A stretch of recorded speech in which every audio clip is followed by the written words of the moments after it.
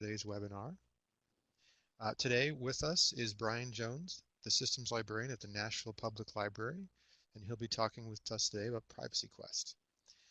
Before I turn it over to Brian, I want to remind you all of this month's What's Up Wednesday. It will be on May 27th at 10, Mindfully Navigating Difficult Times in the Library. So stay tuned for that. But today I'm going to turn it over to Brian and he'll lead us on our Privacy Quest.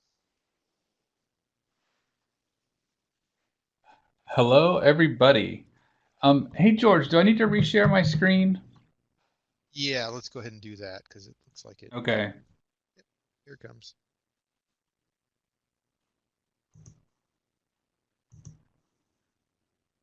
How's that, everybody?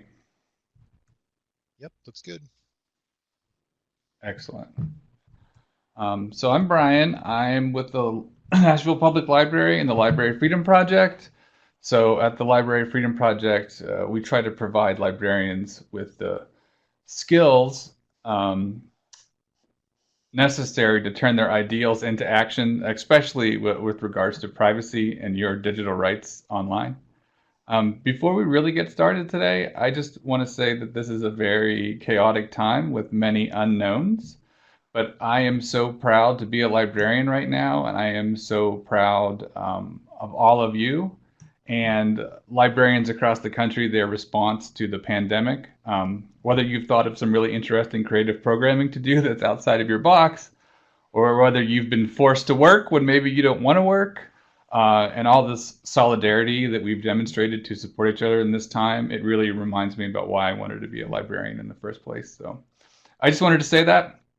So today we're going to go over passwords, like how to have good passwords, um, internet browsers, how to make your internet browser more private and secure, then how to do threat models to figure out how to protect patrons in your community.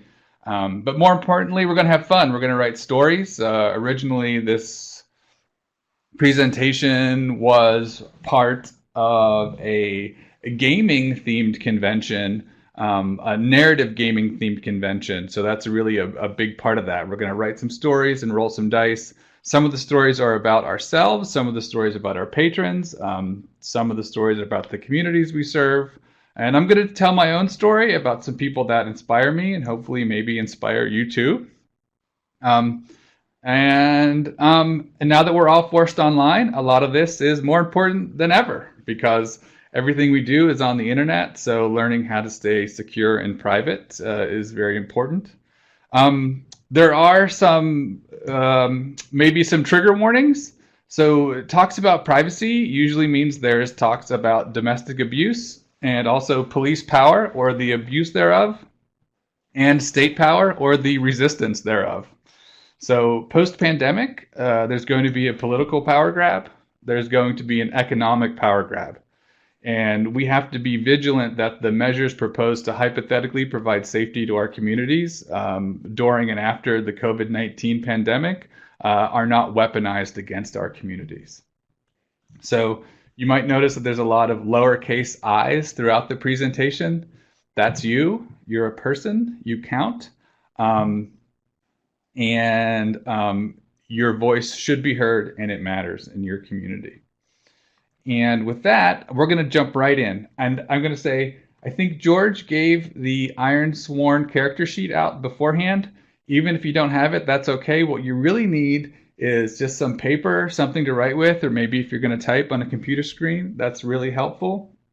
And then dice, or I will give you a website where you can go to roll dice. And I think this will probably be more fun for everyone as long as you guys participate a lot in the chat. And let me see if I can see the chat.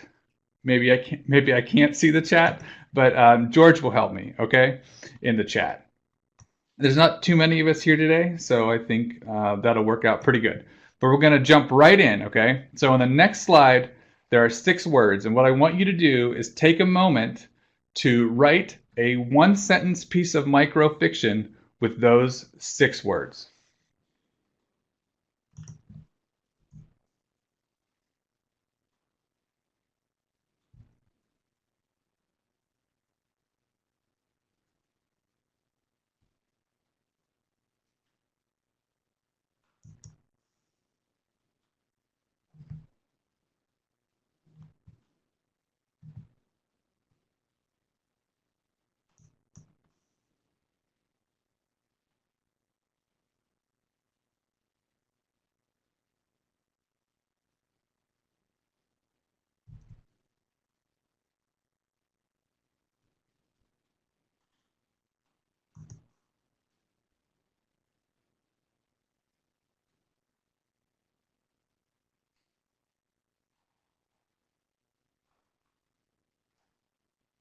And then when you're done, just do +1 in the chat.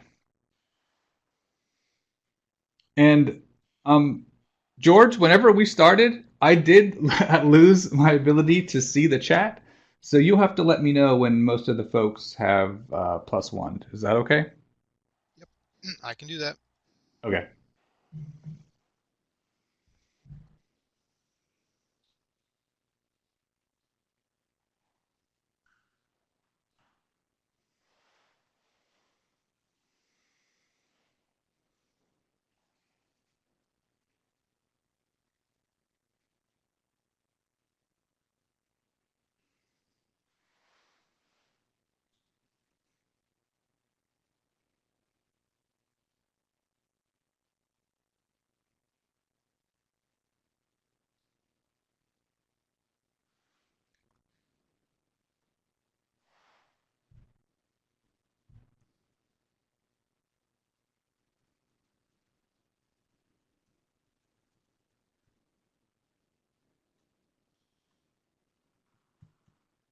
Okay, they flew by quickly, but I think I counted at least 12, so we're about halfway there. Okay. Don't overthink it.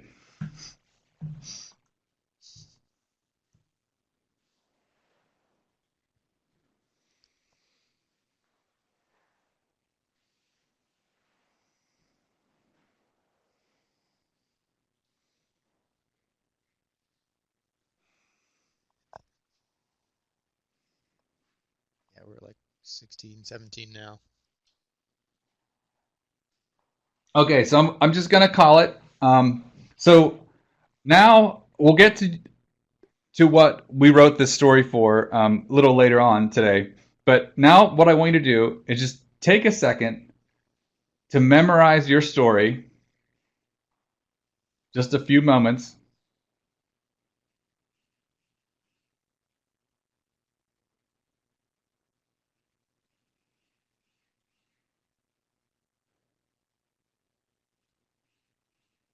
Okay, now take your story, and if you wrote it on a piece of paper, crinkle up that piece of paper and throw it away. Or if you typed it out, just delete it. Okay, then we're going to move on. So amongst all that other stuff that we're going to do today is I'm going to teach you guys a game, or the game is also going to be the frame for everything that we go over today. And that's Ironsworn by Sean Tompkin. It is a any award-winning game for best free game. It's a role-playing game that doesn't require a game master. You can just play and improvise as you go. So just like life, players decide how difficult you want your challenges to be, and you also decide if you've achieved your goal or not, or what the consequences are. And if you don't have any dice, you can go to rolladie.net to roll dice. And later today, we will roll some dice.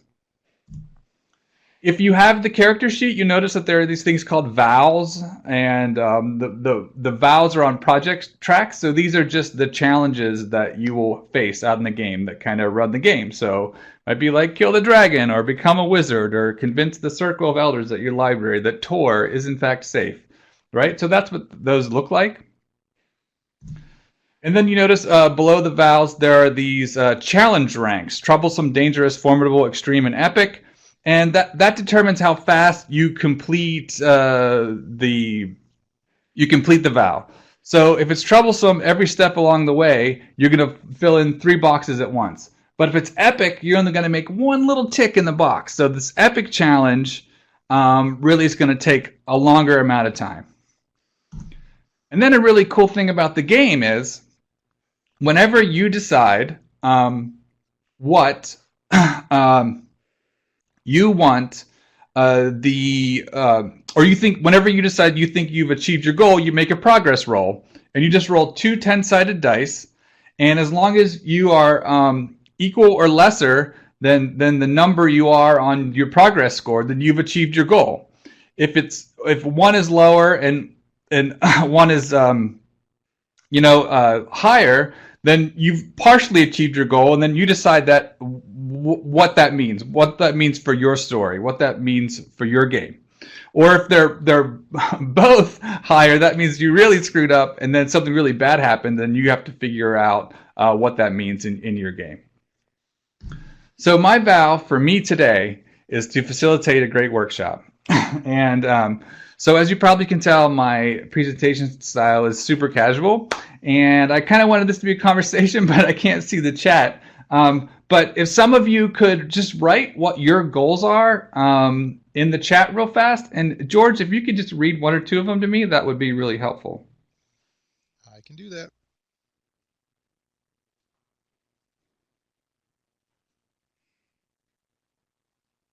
I've got lots of typing. Is anyone's connection? Oh, so we've got a sound issue. So far, it sounds good to me, Rachel. Here we go. Gain more facility with privacy concerns that I can share with graduate students. So that's one goal. Cool.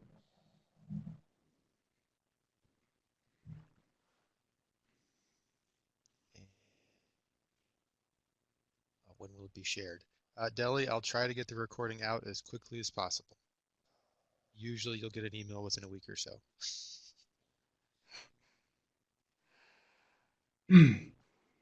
Okay. So I'm going to just continue on with my story. So hopefully on your sheet, you could actually write what you want your goal to be today, and then you can decide what the challenge rank is, okay? For me, these are always just kind of dangerous. So I'll tell you a little bit of my story, and maybe you guys can figure out why sometimes it's dangerous. Oh, here's another one. Learn how to resist surveillance capitalism's machinations. Cool. Okay. We can do that. So far, I think the ones that George read to me, I think we'll do that at least a little bit today for sure. So candidates, diverse and other types. So I just wanted to tell you about myself. So I grew up in rural Pennsylvania. If you think about the culture of West Virginia, this is the culture I grew up in. My father was a union coal miner. He participated in strikes. When I was in graduate school, I had a boss that said, "Brian, you are a diversity candidate." I couldn't figure out what they meant because I was cisgender, white male, tall, but now I know they meant I was a hillbilly. So I was from a working class background, and that really attracted me to social justice movements and radical politics. So I really came to care about intellectual freedom and privacy, those aspects of librarianship. So one of the reasons someone like me might care about privacy is that the FBI used to explicitly surveil and try to undermine labor unions. That was one of the founding principles of the FBI. So that's one of one of the historical reasons someone like me might care about privacy. And if you watch the news and you see all the things that like Whole Foods are doing to their employees, like all the surveillance that Whole Foods is engaging in to make sure their employees don't unionize, even though they're putting their lives at risk, so people can have groceries. That's still a privacy concern. So not only union issues, but any kind of labor issue you might have at work, that's a reason why someone might care about privacy. So I was this working class person. So what was the vow that I had to do? I had to get a bougie job. Maybe I didn't have to get a bougie job, but I did, right? And then of course the challenge became, can I get a job that fulfills my soul? And very selfishly, I thought I was going to be an academic librarian, and I ended up working at a public library, and my heart really just exploded, and it really fulfilled me emotionally in ways that I didn't expect.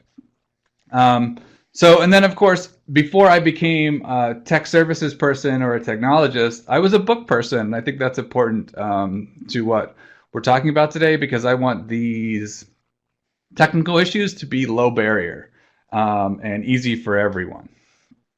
And I just want to always relate that, I didn't start doing this. I wasn't, I started just as a person that did book clubs and wrote a blog and all that kind of really fun public services type of stuff. But now, words, magic and other types. Okay. Past phrases. So that's a little bit of my story. I'm just curious now, who remembers their story that they wrote a few moments ago?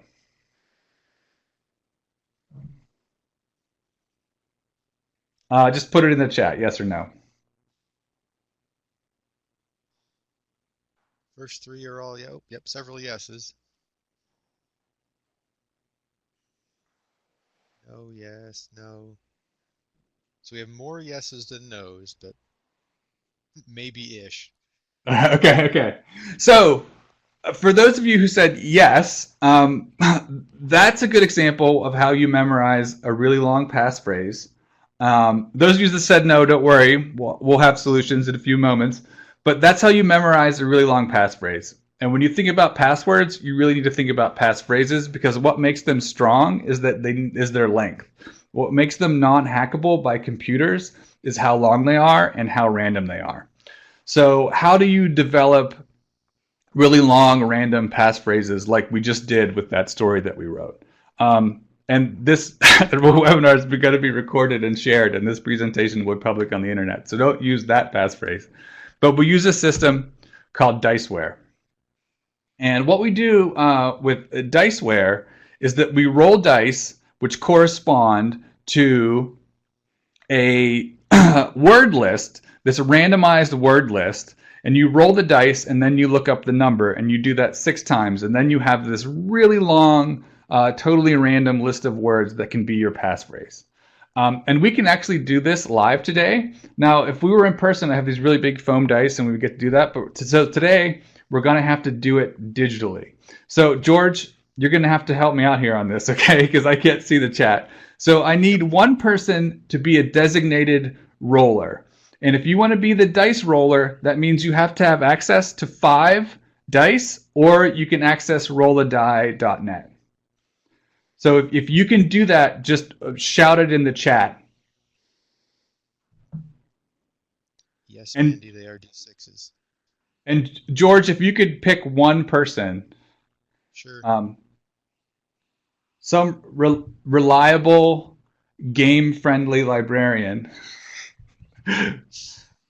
right? Are we good? Could you do that? I'm waiting for someone to pipe in. Yes. Oh, here we go. I have plenty of dice. So we've got a dice roller. Okay, what's that person's name? Abby. Abby. Thank you, Abby. And then we need one person. So if we do this in person, this person would be the shouter, right? Um, but today, what is like, you just be the recorder. You'll be the scribe, okay? Right?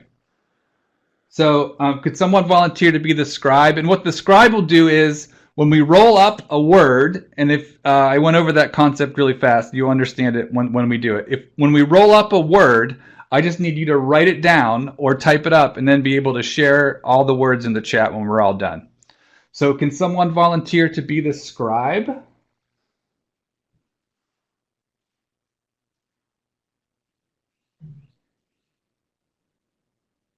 Someone's typing. Okay, we have a scribe, Mandy. Did you say Mandy? Yes, Mandy. With an M? Oh, thank you, Mandy. All right, because so we have a roller and a scribe. So I'm going to go to the words list, okay? Boom. Now, okay, roller. I need you to roll 5 dice. And then you're going to have to type them in the chat, and then George is going to have to tell me what the numbers are. Abby is typing.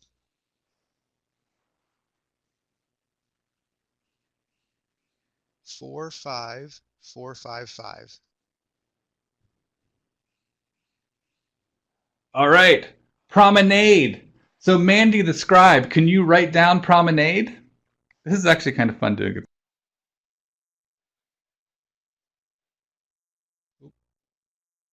Oh my gosh, everyone, we lost Brian. Oh, he's back. Okay, your screen is not being shared anymore, Brian. I'm not sure what happened.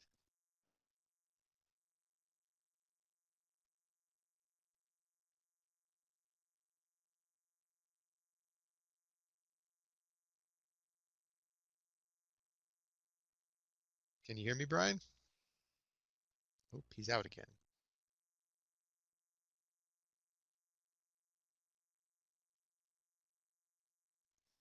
All right, everyone. While we wait for Brian to re-enter, I'm going to pull up the word list. I think I have it here somewhere. thought I had it right on my desktop. There it is. Okay.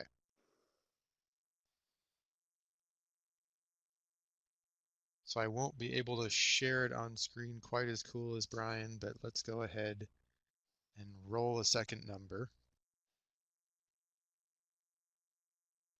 Oh, Brian is typing. Oh, here we go. He's back in. Let me promote him back to host, and then he can share his screen. Okay, everyone. Screen looks like it's being reshared.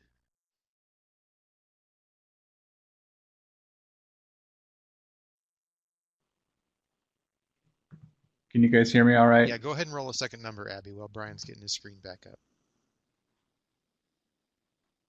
Yes, I can hear you.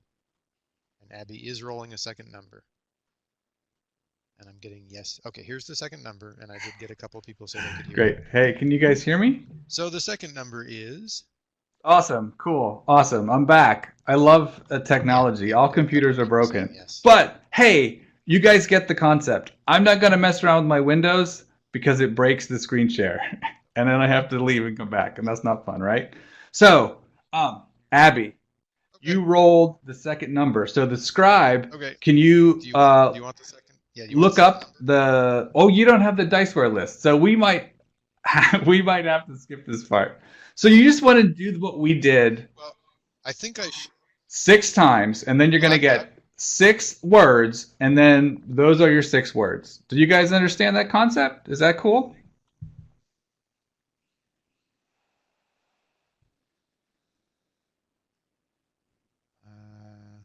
I've got some yeses, but that might have been when you asked for sound.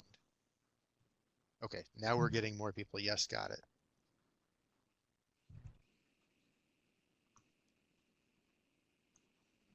And I believe I did send 100%. Hey, this time around, I can see the chat. Isn't that cool? Yeah. All of those are open and free, and it's all you have to do is Google EFF Diceware word list, or just Google Diceware. Can I add the link? You know, I will type the link in the, I will say, don't Google it, use DuckDuckGo, but DuckDuckGo, there we go, Mandy, I like you. You were an excellent scribe today. Yep, somebody did it for us. Yeah. Okay, so... Yeah, and I will put in, I believe I added the list. It's okay. So that's how you get a totally random passphrase. You know, you could also do things like, just like pick 6 words out of a book, but if you use your favorite book, it's not as random. Now, the math about the randomness, like talk to the professor at your local university, those of you that are at academic libraries, and that's how you do it.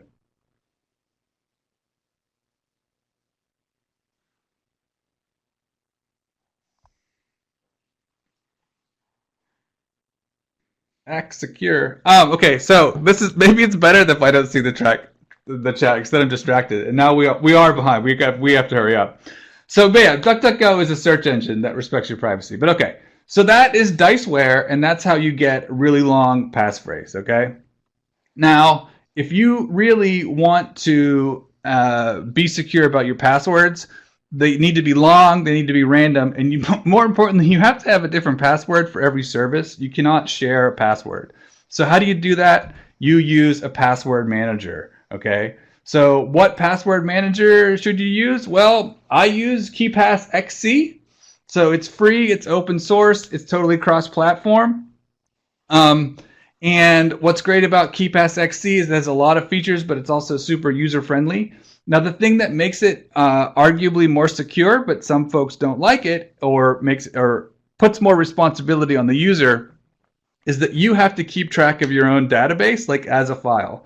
So you keep it on a flash drive. It's your job to back it up.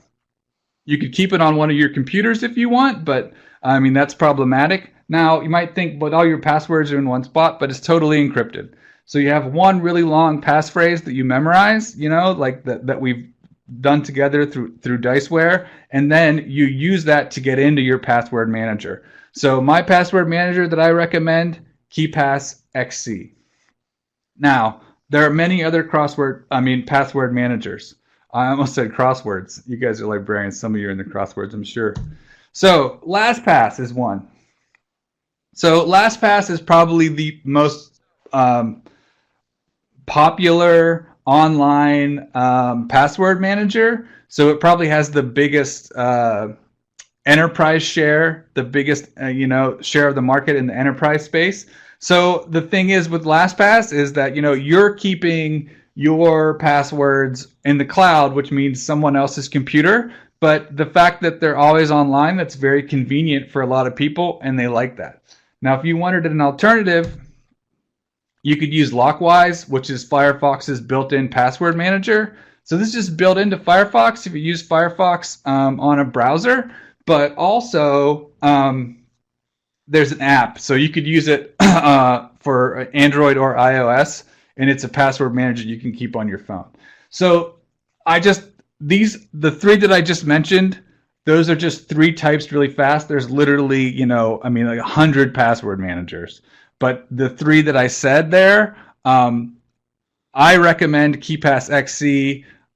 Next after that, I would probably use Lockwise before I use LastPass, but my work uses LastPass. So people that aren't me, that aren't the systems librarians, right?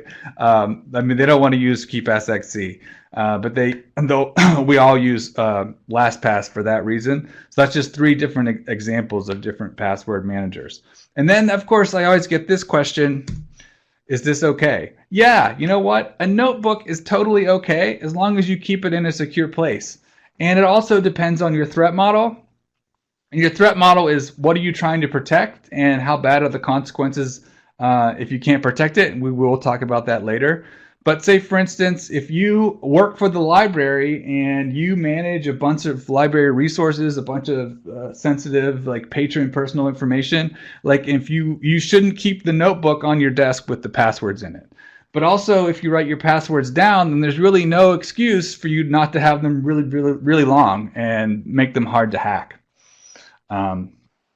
So that's just something to consider if you're going to write things down in a book. When in doubt, go analog. Okay, so are there any questions just about passwords? Because I got kicked out of the session and had to sign back in, so we lost a little time.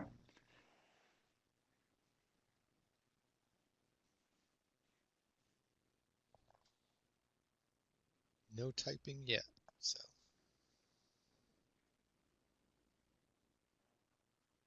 Okay. So no questions. Okay, cool. So the other thing, I do get this question a lot, is this okay? Are biometrics okay?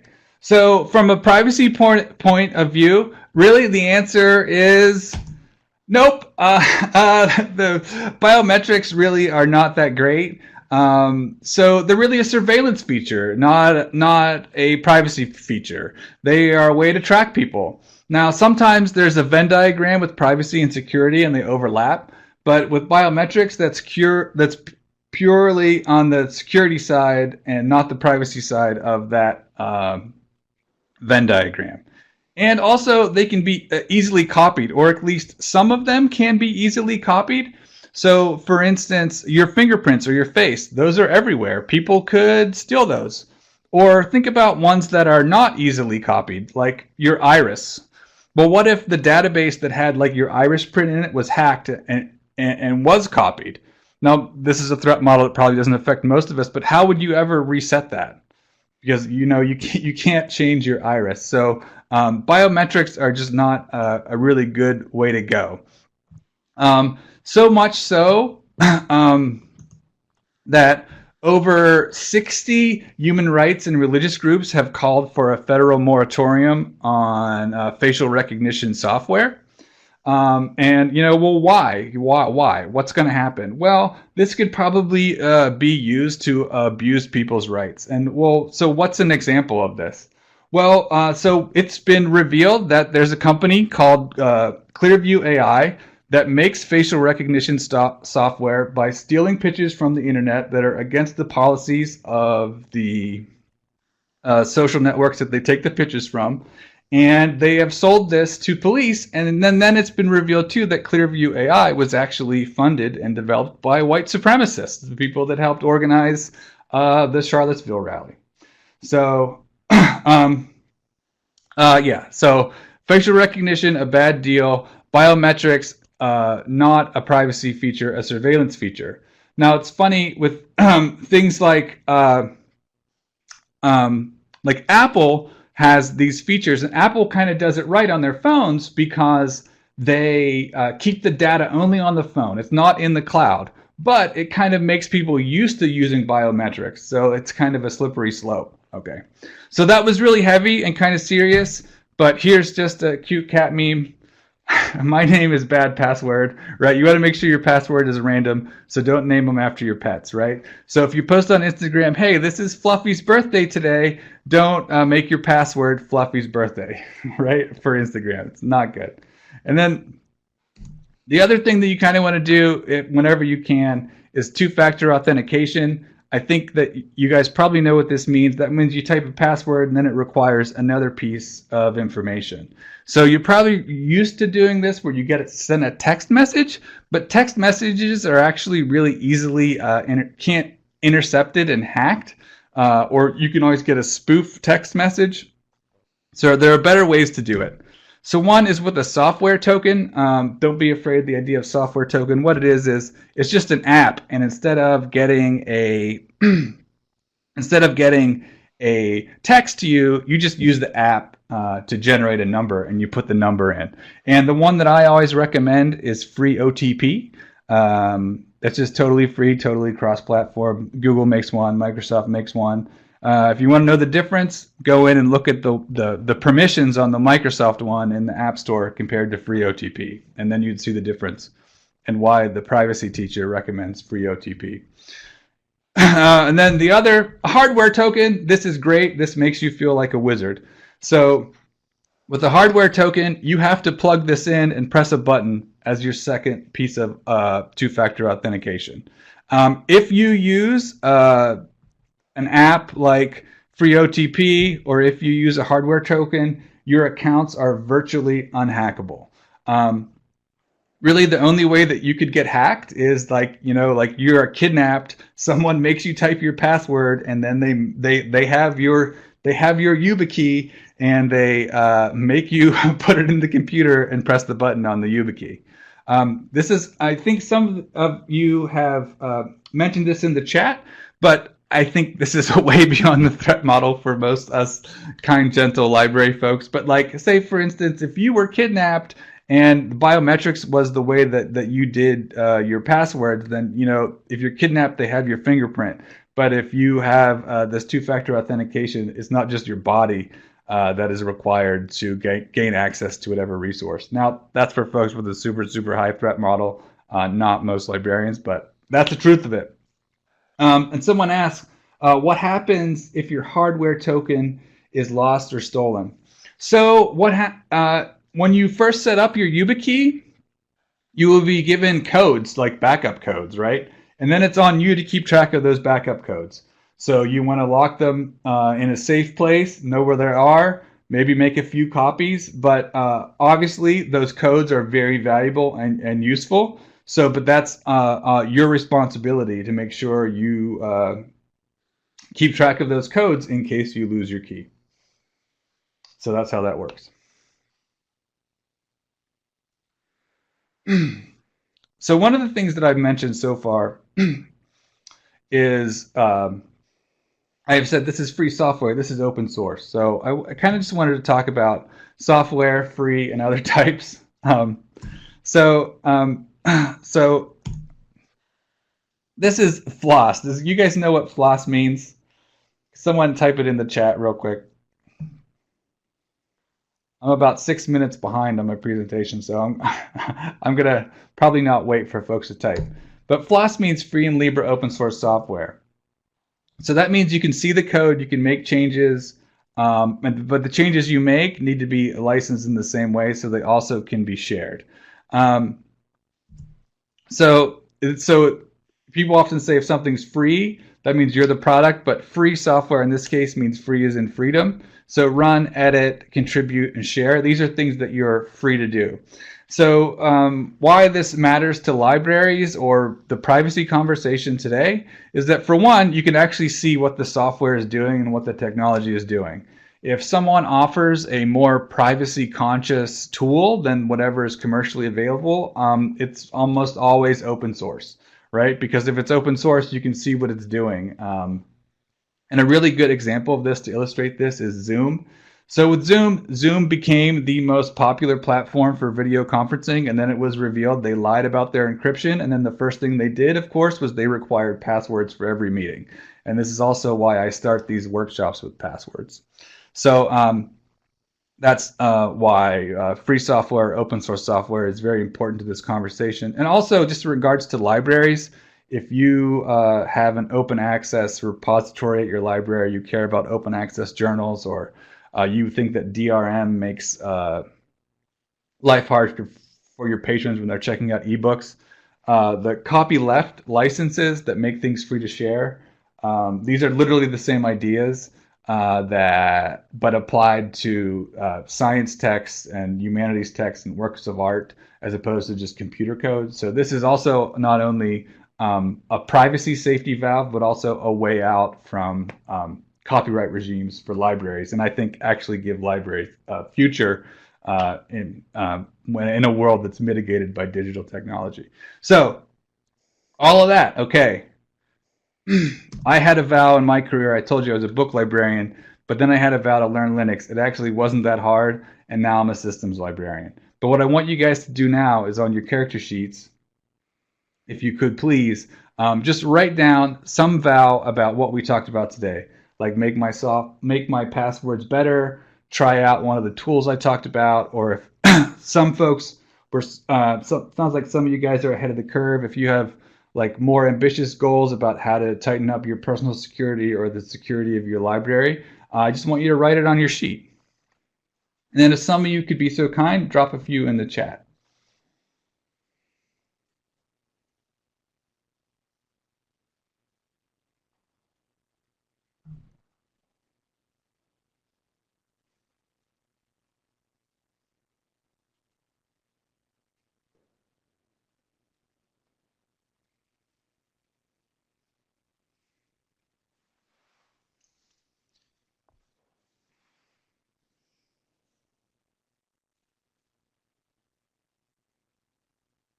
Okay.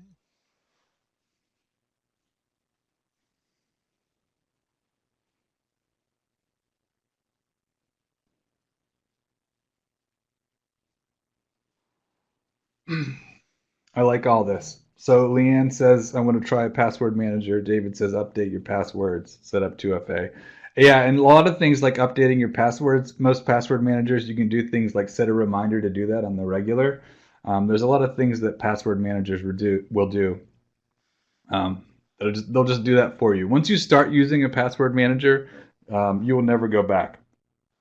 And I want to say also that this business about passwords, I think this kind of cuts across like personal life and work life, because in your work you should probably use some kind of password manager, in particular if you're on the systems team, but also in your work life. And I talked at the beginning that all the little lowercase i's in this presentation are you're a person, but you're a member of the community, and the community is only as safe as the weakest link. So if one person on your team has a bad password, that means the whole team has a bad password. If one person in your household or your family is doing insecure things on the internet, then your whole family is at risk for things being bad. And often, I think I mentioned this with Zoom, but also you guys probably know it's happened with Amazon Ring and Google Nest. Like they don't always take privacy and security seriously at first. These devices are easily hacked. People's nests have been hacked, and like hackers have like harassed people's kids in their own house. Just like really horrifying stuff. There's not a lot of accountability for these companies. So, and every time they do this, what they do is they blame the user. They say you should have had a better password. So, all right, and I don't think that's fair or just, but that's the situation that we're in. All right, so we're going to move on to some really super fun stuff. Nets, dark and other types. And I think that some of my privacy advocates are mad at me for using the word darknet. So we are all suspects. So before I learned Linux, or maybe after, I saw this zine, and this was a zine made by a young librarian named Alison Macrina. It was like how to protect your privacy rights after the Snowden leaks. And then I loved this zine, and then I started doing privacy outreach, and then I became a member of the Library of Freedom Project, and that is why I'm probably here talking to you today. So if we want to be secure on the internet and private, I'm just going to tell you guys how to do that, or ways that you can do it, like when you're using your internet browser. And the first, most secure way is Tor browser. And has anyone heard of Tor, or what have you heard about Tor?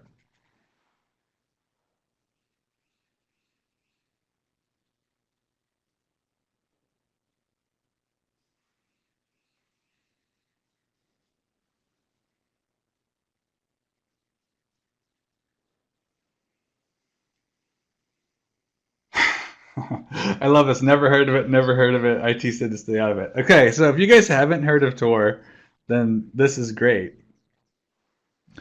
So, is it BitTorrent? No, it's not BitTorrent.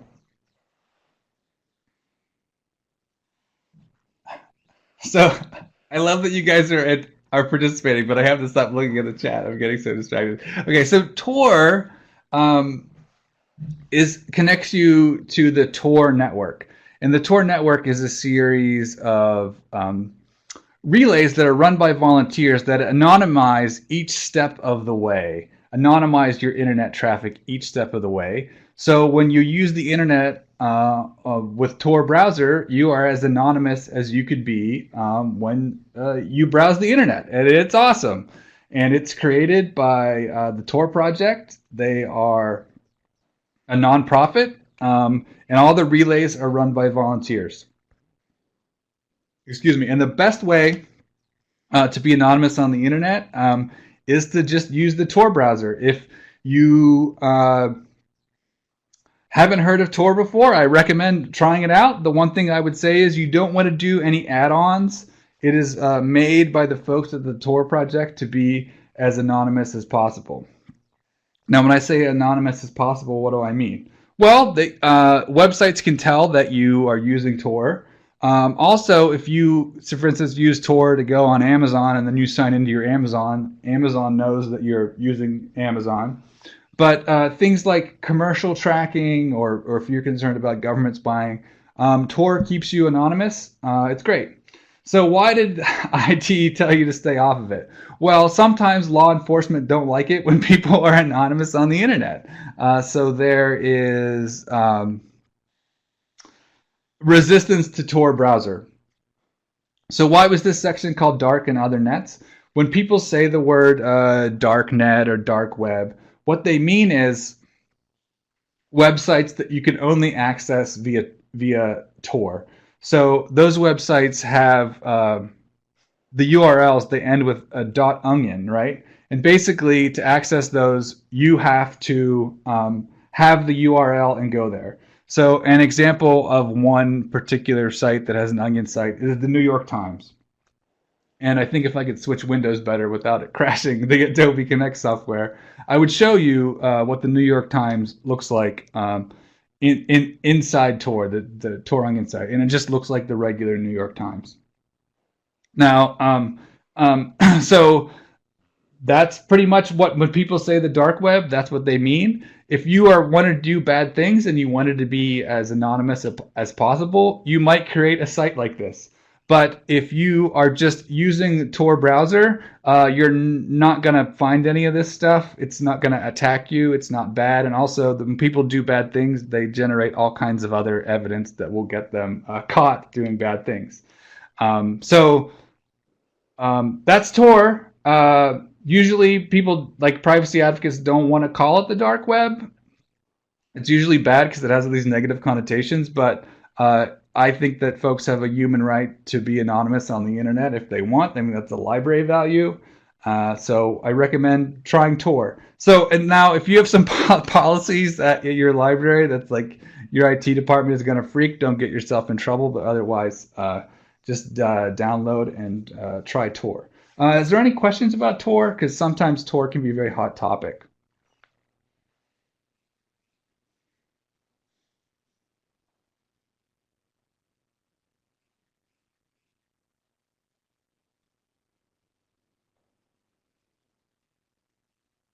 Yes. On the desktop, it is. It gets a little more complicated when we talk about mobile, but yeah, it's available for iOS and Android. Um, so I'm just going to move on. So if you want to be the most secure, the most anonymous, use the Tor browser. So if not, I would recommend using Firefox with particular add-ons. So why Firefox? Well, Firefox is made by a nonprofit, right? So Google Chrome is made by an advertising company whose entire model is based on like creating like literally like a shadow profile of your every move, so they can better like push ads at you. So I wouldn't necessarily use that browser. Um, so also Firefox is open source. Um, And a few years ago, Firefox did a survey of all their users, and they said, "Hey, what do you want us to do? What's important?" And the users said privacy, so they've really emphasized that the past few years. Now, Firefox still primarily funds itself through advertising, so there's still a little tweaks that you can do to make it better. So what are those tweaks? So you can add in some add-ons, and I like the metaphor that Tor is like a submarine and Firefox is like a boat with holes in it, and you can patch the holes with add-ons. So the first one is Privacy Badger. This blocks trackers. This is made by the Electronic Frontier Foundation, and what it does is it stops just like trackers on the internet, and then you can see them all and turn them on and off if you want. Now it's interesting, since Privacy Badger was released, this sort of tracking protection is actually built into Firefox, but Firefox's built-in tracking protection will not interfere with Privacy Badger. So the other is HTTPS everywhere. So this ensures that websites use HTTPS whenever possible, or if they do not have an HTTPS option, it just warns you so you know. And what that means is that the traffic between the web page you're looking at the server is encrypted. So increasingly, almost all websites use HTTPS, but HTTPS everywhere will make sure that they do. And any site that doesn't, most internet browsers now will always warn you.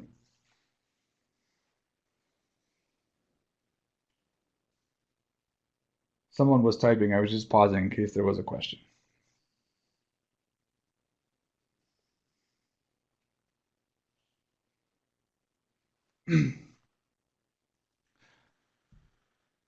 And then, of course, if you want an ad blocker, I would say uBlock Origin.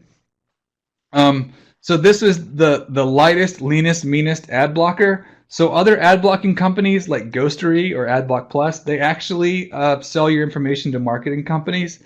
So uBlock Origin is independently developed. That is a really good ad blocker. And then I think probably the most convenient or powerful add-on that you could have for Firefox is multi-account containers. And what that is it basically means you could create a container for a particular website, and then that website doesn't share any information with any other websites you go to. And after the Cambridge Analytica scandal, Firefox made one specifically just for Facebook. But you can install this plugin and then create containers for any website that you go to. So just as an example, when I log in the morning to my work, I have containers for Slack, Trello, my Microsoft Outlook, and GitHub.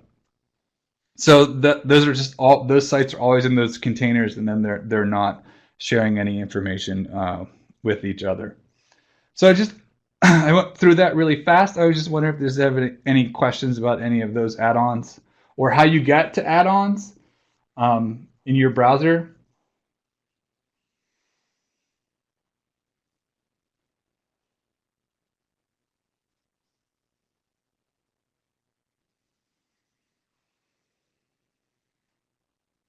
So in Windows, in Firefox, it'd be under Options.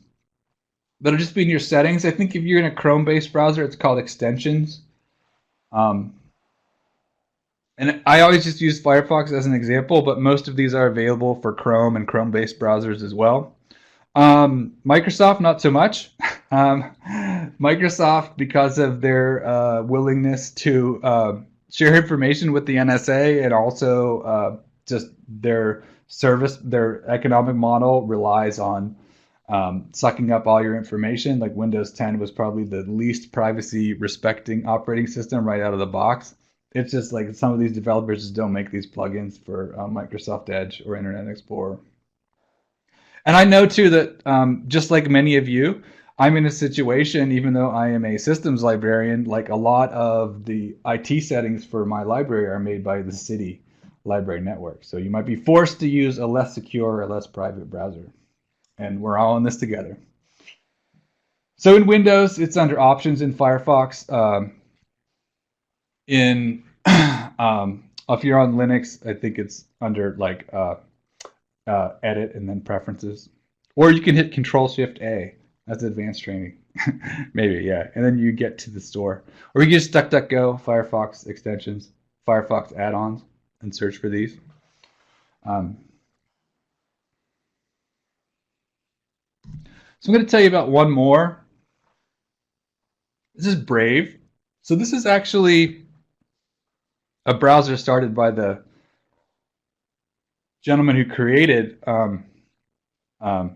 didn't create Firefox, but he founded the company that makes Firefox. So Brave has a lot of these features that I've talked about, these add-ons baked in, and it also has a button that you can push to automatically connect you to the Tor network. And one of the reasons why I don't say, hey, you just use Brave, is because I'm thinking like, well, why not just use Tor if you want to connect to the Tor network? And even though it probably has many of these security features right out of the box, what I really, the feature about Brave is that it has this system where you can choose which companies you want to see ads from. And when you see those ads, you generate cryptocurrency, and then you can donate that cryptocurrency back to the websites or companies that you want to support. And that is a little complicated. So it's just a little bit much for some folks to wrap their head around. So I usually just like don't lead with that right off the bat. Like, yeah, there's this other thing called Brave. But right out of the box, Brave has a lot of these privacy features baked in.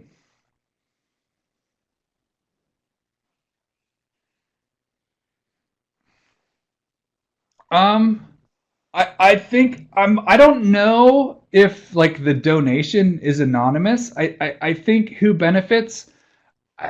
I think that what they want to do is create a way so internet browsing is no longer based on surveillance capitalism. Does that make sense? So right now, like the way that the internet works the is that you go around and the internet, and then you're spied on, and then that information is sold to advertisers, right, and other people and credit card companies.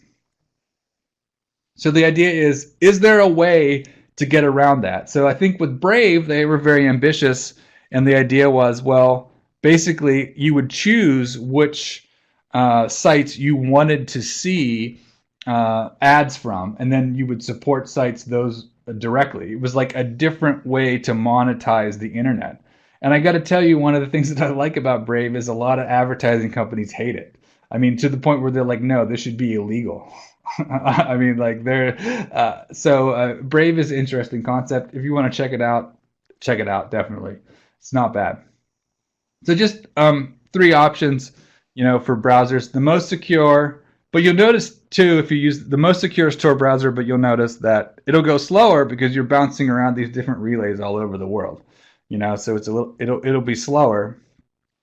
Or you can do Firefox with add-ons, or you could try Brave, and that will help you be more anonymous on the internet. I don't have a section for this because we just don't have enough time today. But we also, could use a VPN. But if you use a VPN, no, you're trusting the VPN provider to be secure. So, for instance, I'm using AT&T's Nashville government VPN today, and it never breaks.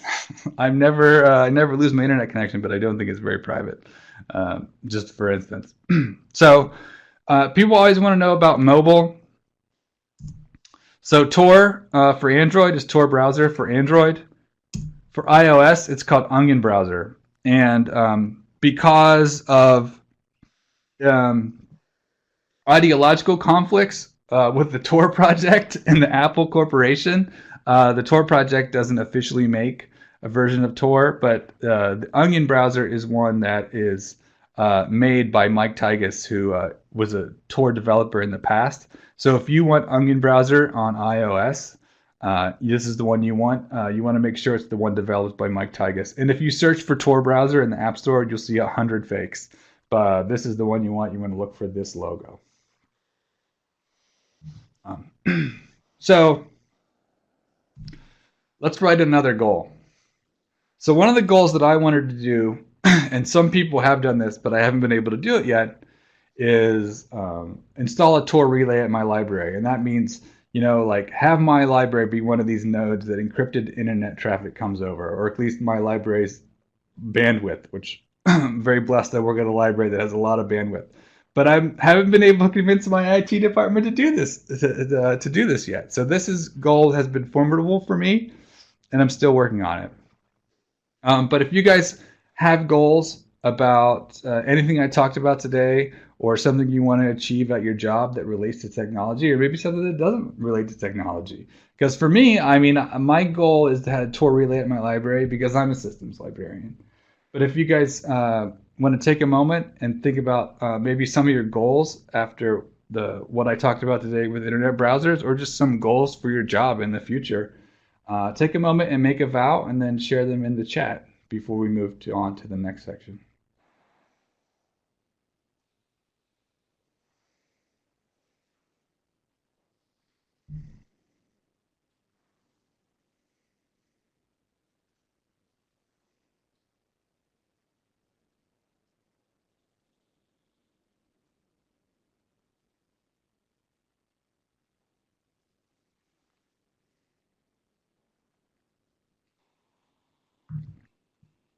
Can we get one goal in the chat before we move on?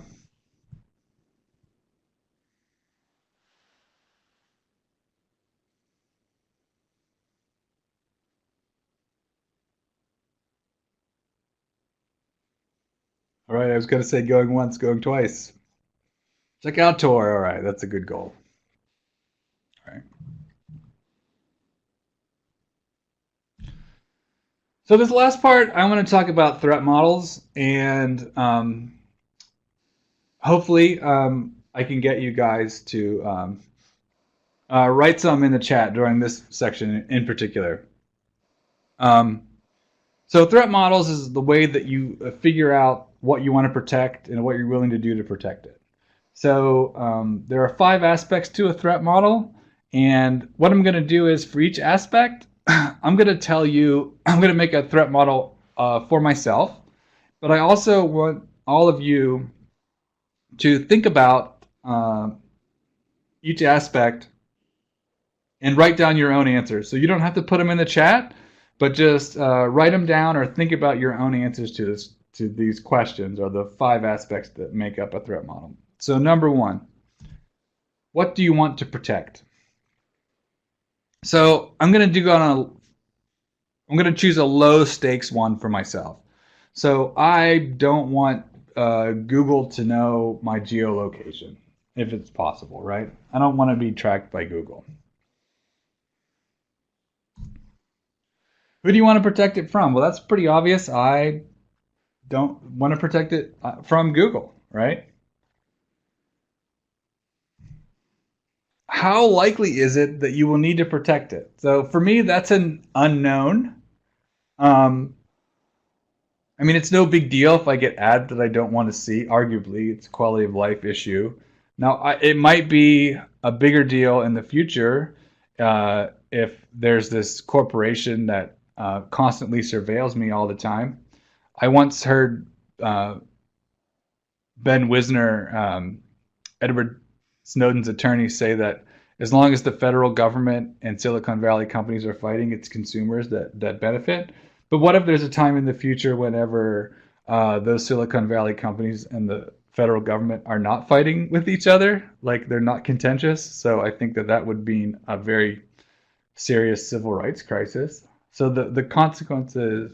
So it might be likely that I need to protect it. And I was starting to say the next one. How bad are the consequences if I fail? So I talked about this already a little bit. It might just be that I see ads that I don't want. No big deal. But it could be way more serious in the future. And how much work am I willing to do to protect it? Well, so I am willing to root my Android phone and put on a custom ROM version of Android without any Google tools in it. And most people are not willing to do that, but I'm willing to do that. That's actually kind of a lot of work, but most folks are not willing to do that. They're totally okay with just using their phone the way it is. So that's just me. That's a threat model, right?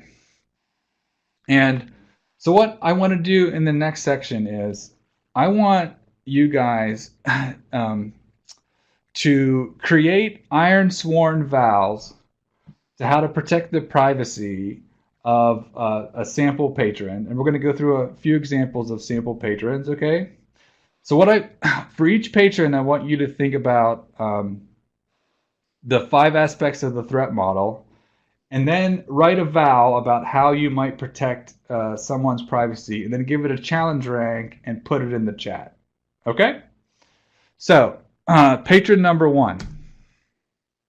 This patron is organizing a political action and using the library as a workspace.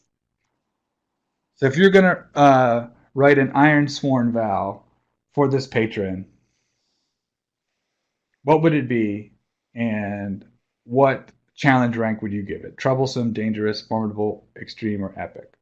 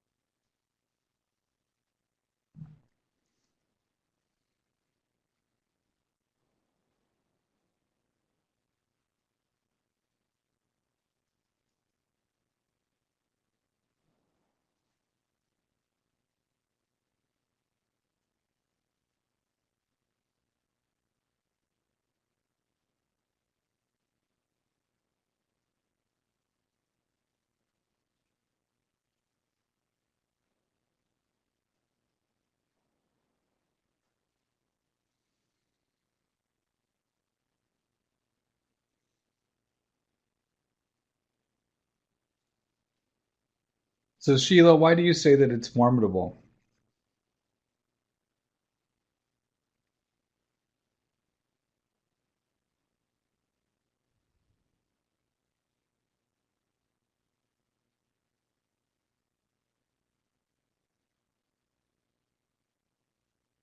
Public workstations? Yeah.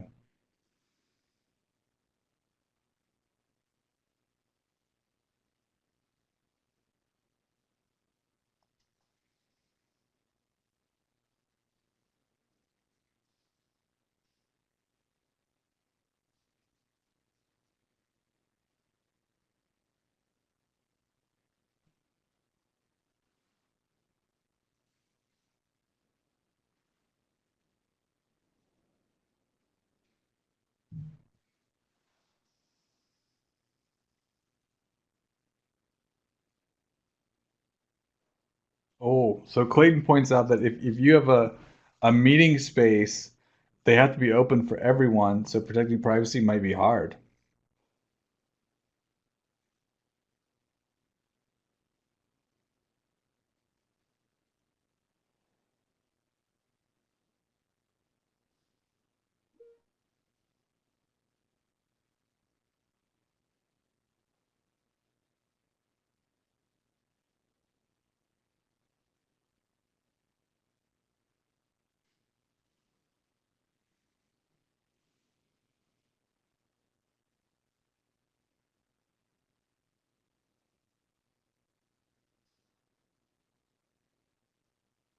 So Clayton says you could, but they could use a study room, and then we don't track who uses them.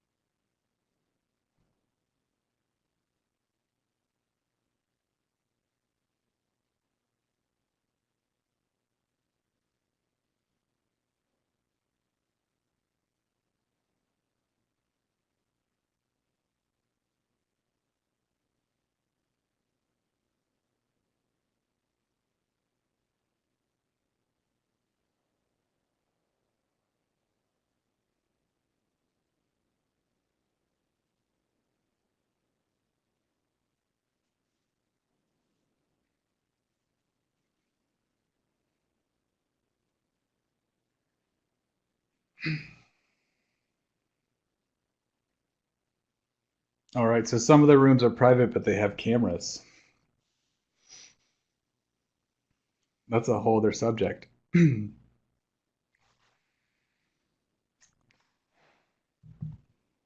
What depends on who has access to the camera and how long you keep the footage. But that's a whole other man. Invite me back for that presentation. But so we're gonna move on to the next patron. So patron number 2.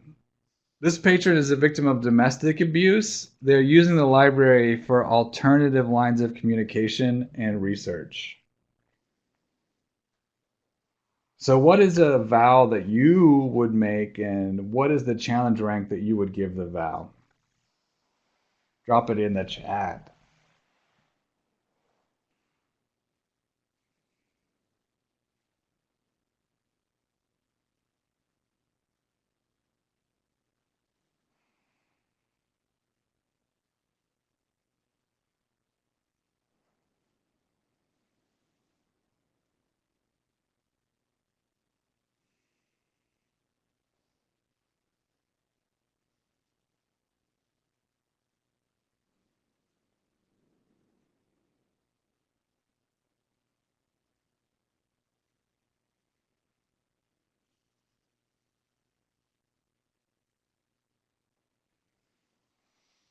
So Eric says that he would try to make sure that nothing gets back to the abuser, but that could be formidable.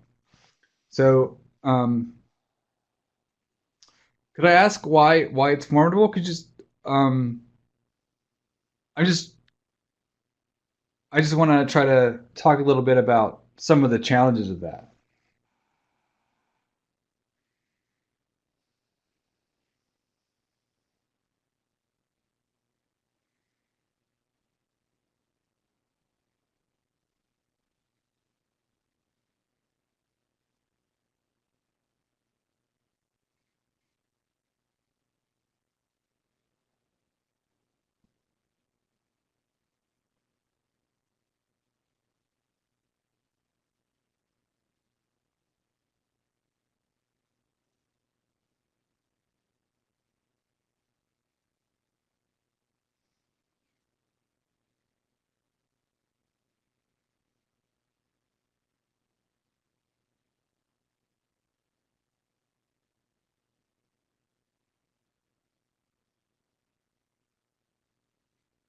Yeah. So one of the challenges that they might unwillingly give themselves away.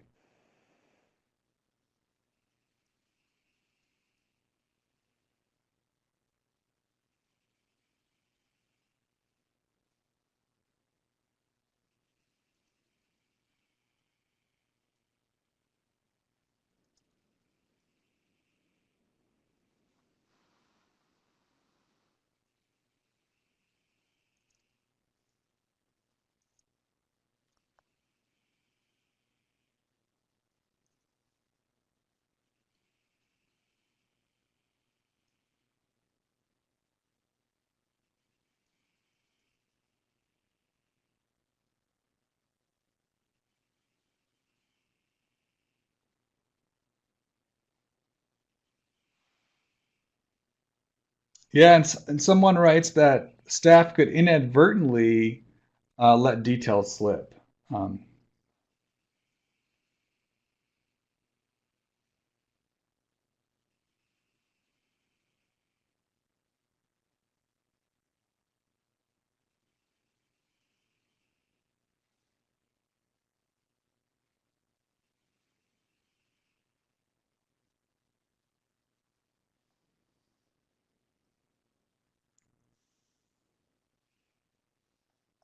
Thank you, Lisa, for clearing the chat. I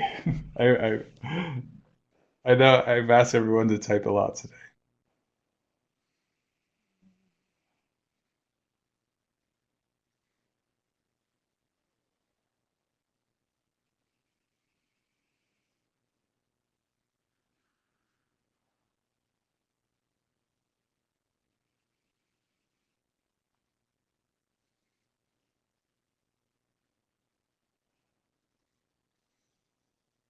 So Abby is typing, but we might have to move on because there's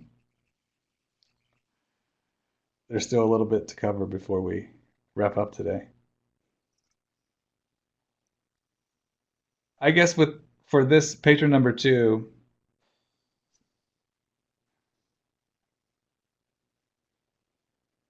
so Abby says that we have a rule that we won't tell other people who's in the building.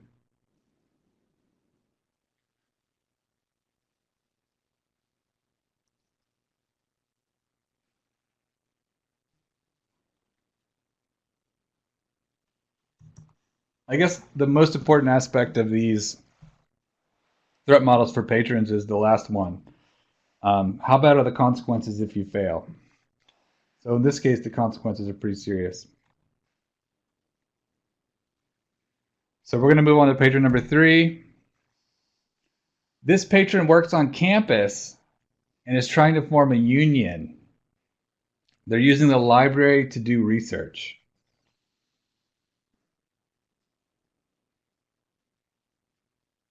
And really, I think you guys get how this works. So if we could just skip to that number, to the fifth last element um, of the threat model, which is how bad are the consequences if you fail to protect this patron's privacy?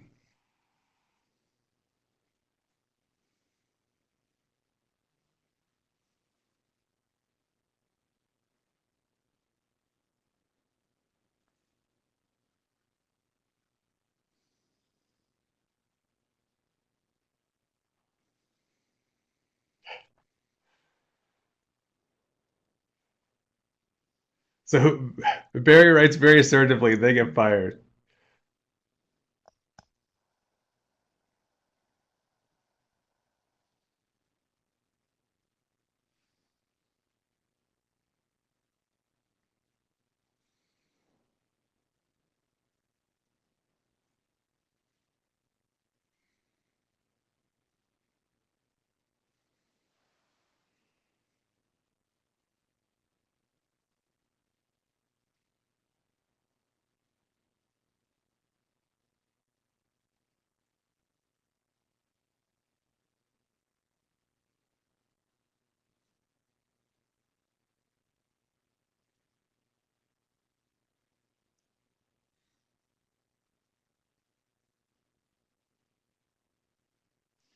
Yeah, there's an episode of Superstore where they attempt to unionize.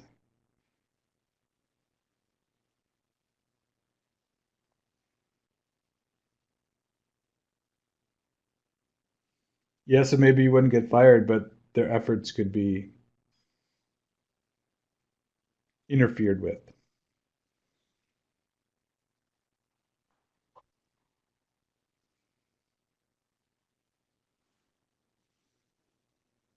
All right. So I'm going to move on to patron number 4.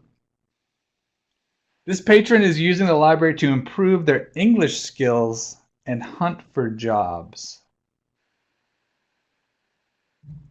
So if you're going to write a vow to how to protect their privacy, what would the vow be? And what would the challenge rank be?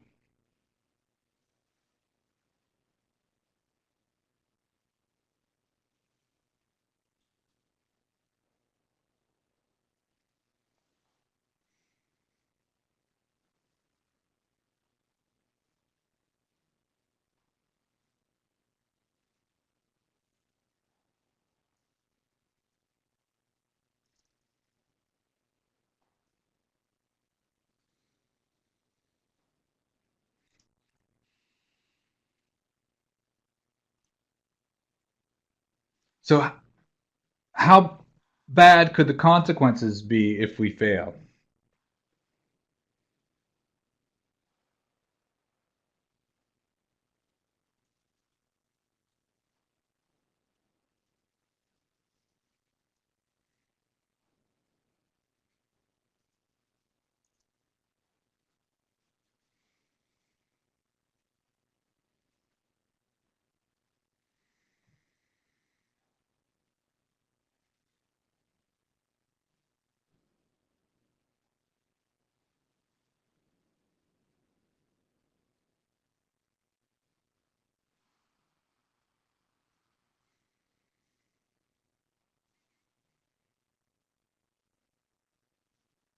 So Deborah writes, we really don't know their whole story.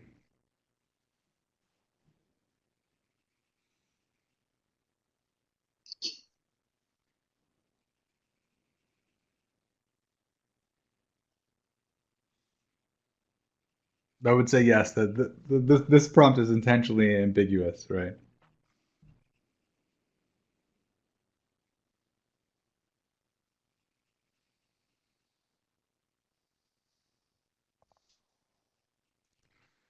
Right. So those first patrons, I think, at least for me, they were left deliberately ambiguous, but also they were also, I think, rhetorical questions and how bad the consequences could be, right? So if this person is an immigrant, they could be deported. If the person is a victim of domestic abuse, they could be killed. If the person is, trying to start a union, they might get fired.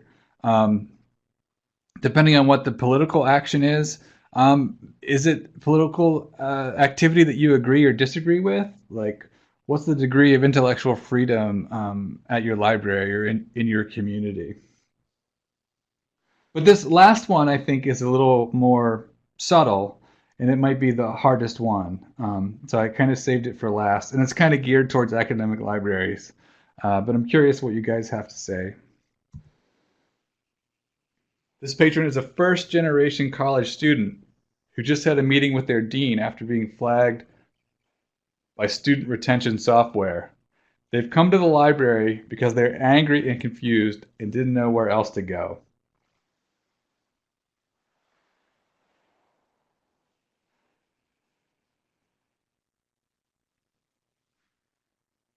So if you were trying to create a vow to protect this patron's privacy, what would that vow be?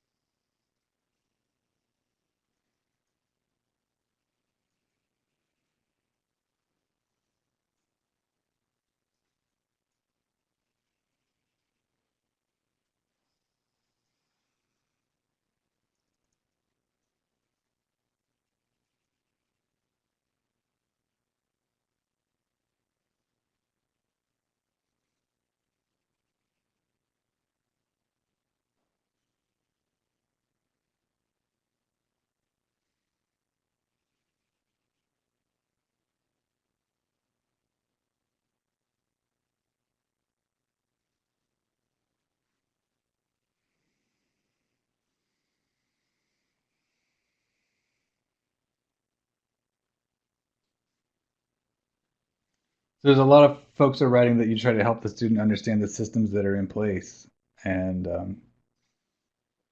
help them get the resources they need.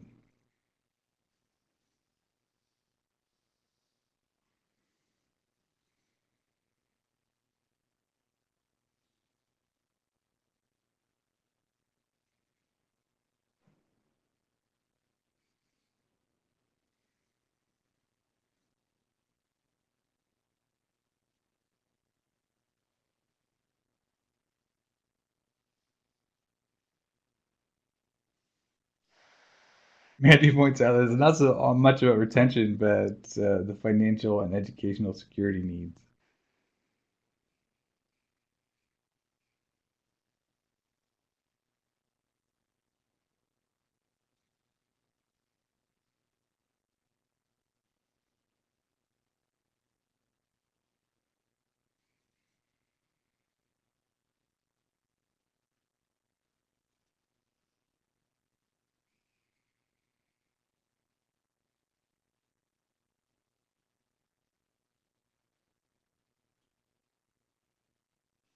So Christina points out this might isn't a library specific issue. That's true. I guess I tried to frame it in the sense that the student has come to the library though upset.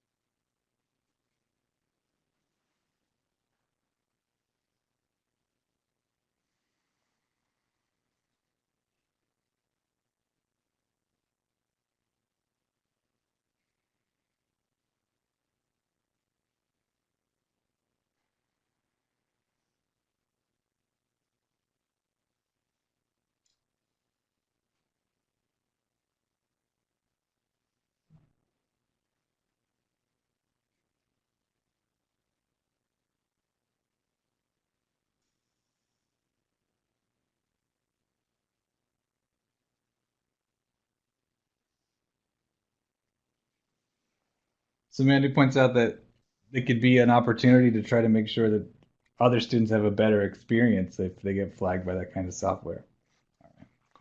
So we're almost out of time, and I felt like this one was more subtle, and I kind of saved it for last because I think one of the things that it demonstrates is just sort of how disconcerting it can be from an existential point of view to know that you're being surveilled or tracked whenever you didn't know it. And of course, the intention of this retention software is hopefully positive.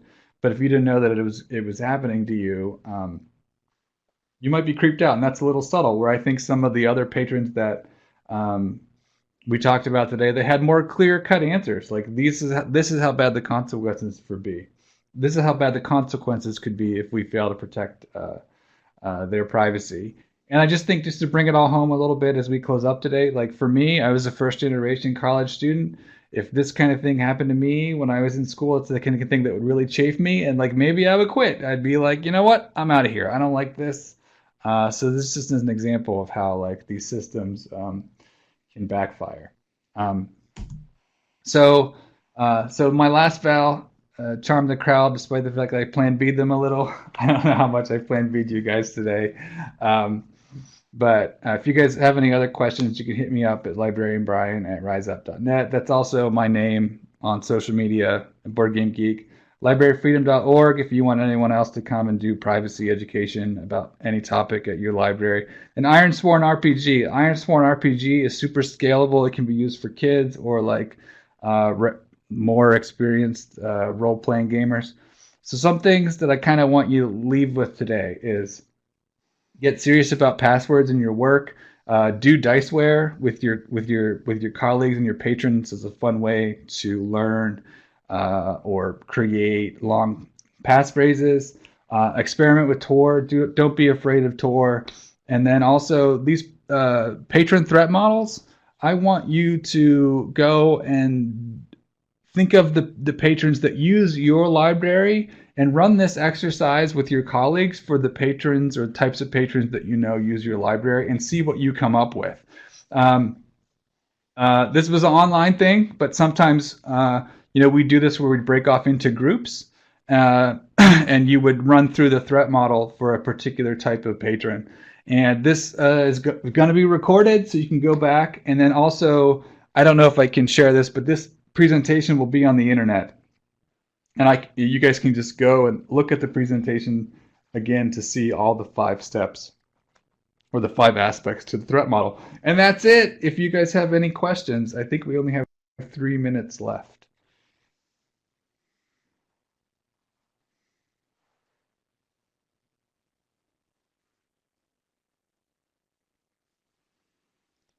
All right. Well, thank you, Brian. As we wait to see if any questions come in, yeah, mostly thank yous right now. So we're switching over the pod. Um, to remind everyone, at the top of the screen, you've got the LEU certificate, so be sure to grab that.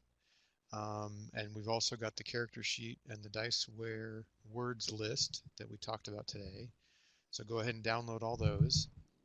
My contact info is at the bottom of the screen, and Brian's. Everyone is saying thanks. Uh, You're welcome. that's all my This interesting. was a good Anyway, time. my Hopefully, info's yep, my info's there. And yeah, thought you provoking. guys didn't Yes, get tired of me it talking. absolutely was, Jerry. And I will kind of mention that no, the recording will be available as soon as I get it transcribed, hopefully within a week or so. It will go on the Indiana State Library's continuing ed page, um, and I can put both of these files there as well. And if Brian wants to share the slides or some pared down version of the slides that has some of those I just questions, dropped a link in the we can post chat that to there all as my well. slides. You can So just all hit of the that stuff space will be bar or the arrow available. key to advance the slides. Awesome. Yep. Sure, sure. And I'll grab that and we'll put that link in with the recording when it's available. So if there are no questions, and I don't think I saw any scrolling by there, I want to thank everyone for attending again. Big thanks too to George and And Lisa for really please making be this sure happen and helping to me out join today. us on Wednesday the 27th